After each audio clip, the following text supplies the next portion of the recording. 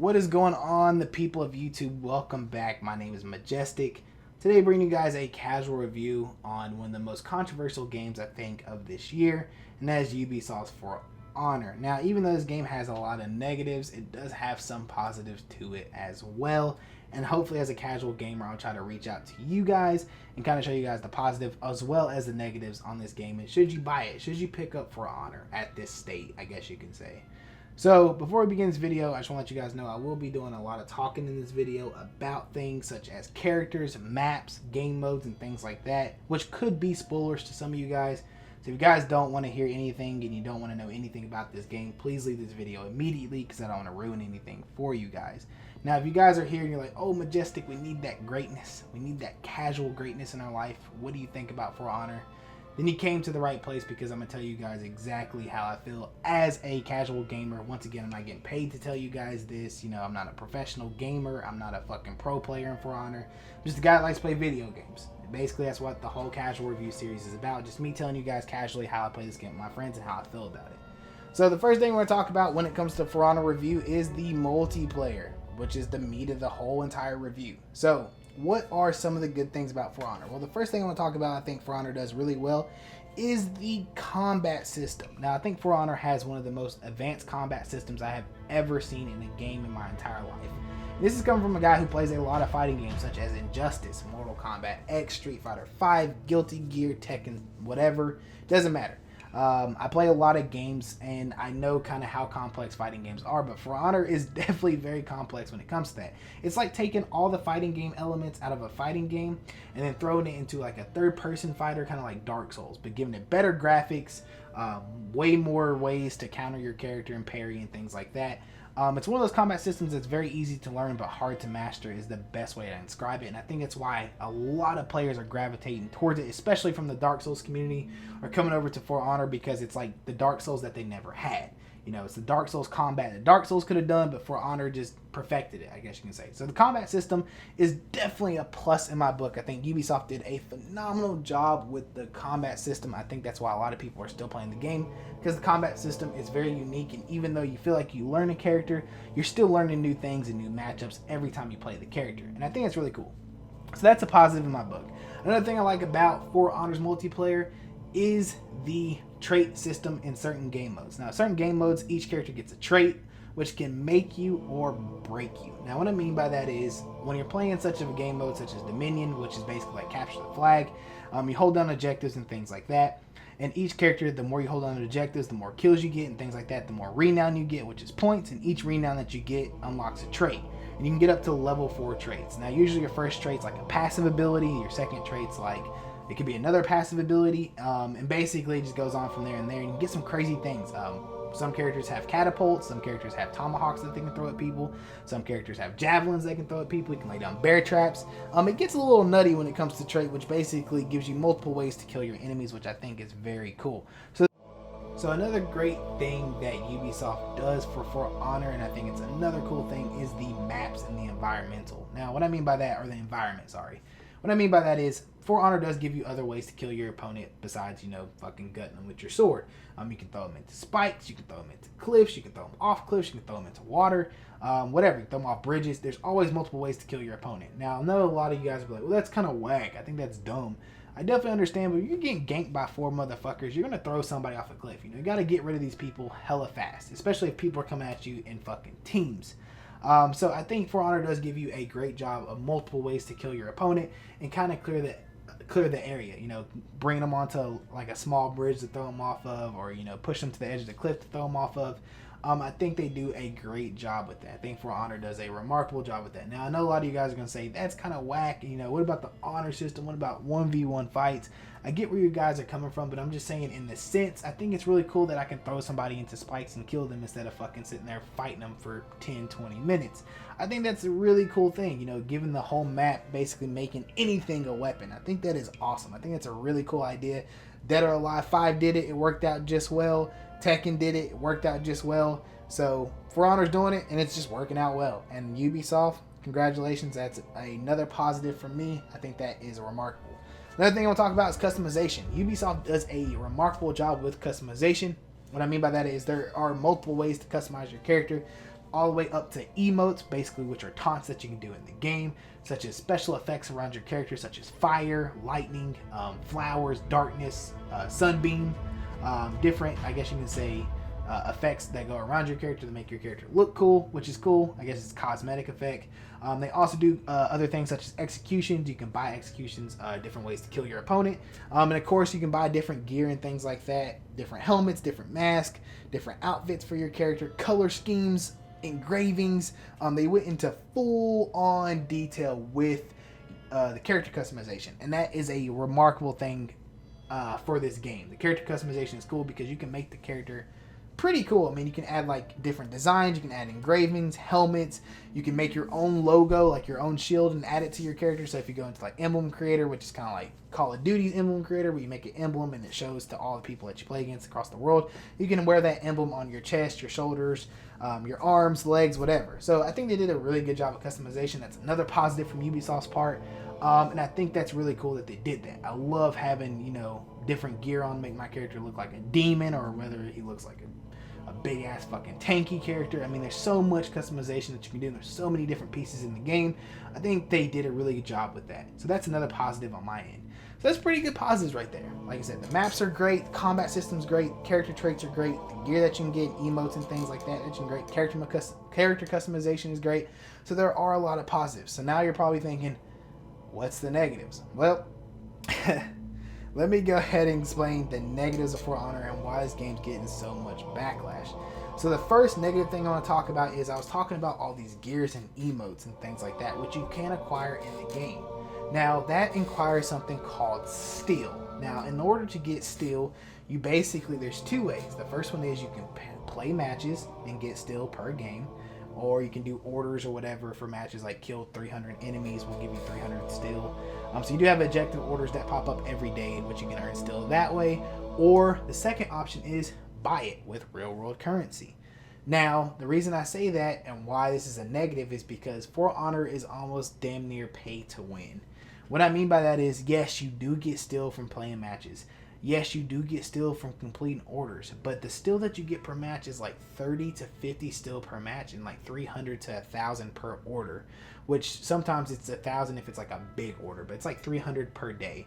Now, these orders you can only do once a day, which means it's only 300 steel a day. And of course, you can play matches each game, which is like 30 to 40, so you have to pay 3 matches to get 100 steel. And most of the emotes and executions in the game range from anywhere from 3,000 steel to 7,000 steel. So do you guys realize how many games that is?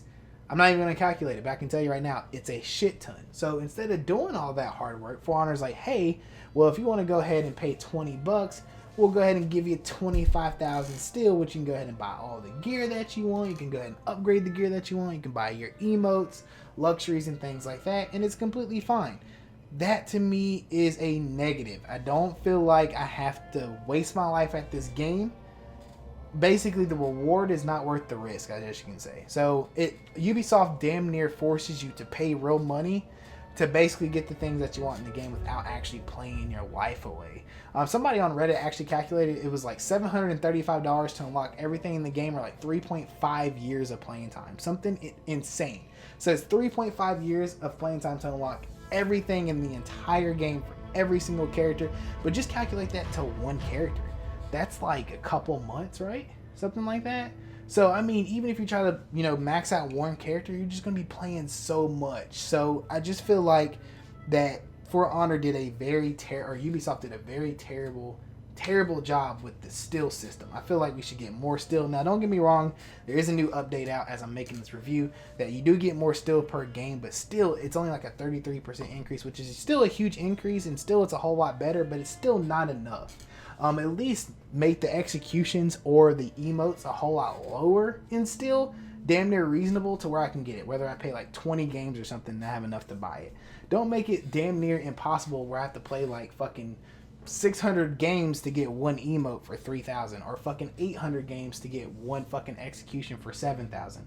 I feel like the pay to win system is very, very lazy, and I wish Ubisoft would have went about that another way. And that is one of the huge things I think a lot of people stop playing this game, is because the pay to win system. If you have the money, and I know some of you guys are rich and you're like, oh, I'll just drop $100, $200 on this game and be fine. And you absolutely will be. Now, don't get me wrong, Ubisoft does put some limitations on it. For instance, yes, you can buy still really early and level up your character to a certain max gear, but unfortunately, you can't get max gear until you reach a certain prestige. Usually, the max gear system is 3rd prestige, to where you can get 108, which means you can get your legendary weapons and things like that. So you do have to do some grinding to get it, which makes sense. That's really cool that Ubisoft did that, but still, it's almost like I get to 3rd prestige and then I max out. You know, there's 4th and 5th prestiges who have like 90, 98 gear because they don't have the fucking money. They don't want to spend the money, and they're just playing the game religiously to get their gear maxed out. So unfortunately, I actually did take the payment route because I did play Berserker, who is my main in For Honor, and I did get her to 3rd prestige and maxed her gear out just to see if it was any different. And yes, it's dramatically different, especially when you're playing online, which I'll get into later. But that's a huge thing for me, is the pay-to-win system. I think Ubisoft really fucked up there, especially since still is used so much, such as your emotes, your executions, the gear that you buy, which you unlock through packs, such as armor packs, weapon packs, all that costs money. And like I said, you get so little still per match that it's damn near impossible to get the things that you want so early. It's going to take you so much grinding and so much time into the game that it's not even remarkably funny. So that's one of the big negatives for Honor that I think a lot of people are having so many issues with, is the pay to win system. Second thing I want to talk about is the gear system and the multiplayer modes. Ubisoft did a terrible job with this as well. There is not enough game modes in For Honor that are not gear based. What I mean by that is this. When you're playing For Honor, there are 2 game modes that do not require gear whatsoever. That is your 1v1 game modes, which is duels, which you fight another person. And the second game mode is 2v2s. Everything else is gear related. Everything else is gear related. So when you go into Dominion, which is a game mode, or Skirmish or Elimination, it's all based off gear. And Ubisoft doesn't balance out the system. So if you're going in there with a new character, say, you know, a level 1 Orochi, and you're going to be playing 14th, 9th, 3rd, 4th, 5th prestiges with 108 gear or higher gear in Dominion, who are going to body you and one-shot you in one hit. So it's terrible. I don't know why Ubisoft decided to do that and have gear systems.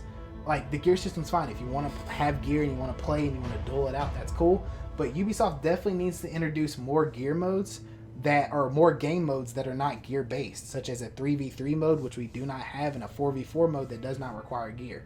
Why that's not in the game, I don't know. Or they don't even have to add a fucking game mode. What they can do, which would make everybody easier, give me the option to turn off gear in Elimination, Dominion, and fucking Skirmish. Fucking Injustice 2 lets me turn off gear. I mean, that's a new thing. You can have gear on or gear off. But fucking For Honor doesn't let me do it, which is retarded.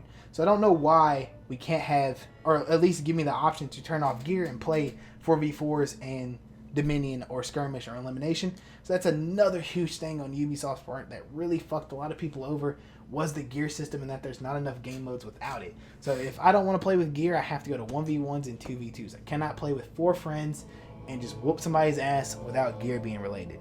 And which is whack. So that also brings me back to the pay to win system, because people want to play these game modes, they want to play with their friends, so they're going to spend all this money to max out their character just so they can compete with these 14th and 20th prestige characters with 108 gear, you know. So, and I actually did that with my Berserker. I was actually forced to pay money to max out my Berserker just so I can play Dominion with my friends and not get bodied. And when I learn new characters, I can't go into Dominion, which sucks. Like, maybe I just want to play Dominion for a day, but I'm not going to go in there with a level 1 Orochi, because I'm going to be playing like fucking 20 and fucking 10th prestige fucking Lawbringers who just fucking body me in one shot. So that's another terrible mistake on Ubisoft's part, is the gear system and not having the game modes that are not based off gear. They need more game modes that don't require so much gear, and I think that's another thing that Ubisoft will probably fix in the future with another patch or update.